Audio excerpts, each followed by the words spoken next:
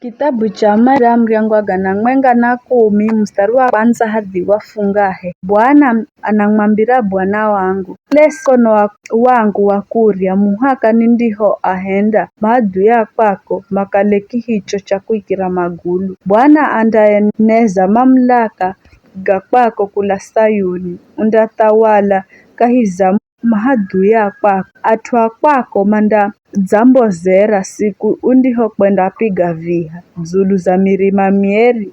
Vijana kwako manda kudzirira heremanina gama za chamaiti. Bwana adzapa vivi na kanda badilisha mazoge uwe umulombi hata kare na kare. Ulombi wa kwako undakala karakara naria Meliki Zedeki. Bwana aupande wa kwako wa kurya andatisatisa tawali siku ya Koresi. Andahukumu kaiza mataifa yotsi andaijaza nyufu na andatisatisa vilongozi kila hatu kaiza dunia. Mtawali andanwa madzi ga kadzuho kakandakanda yangira na yandamnula kitswache cha ushindi.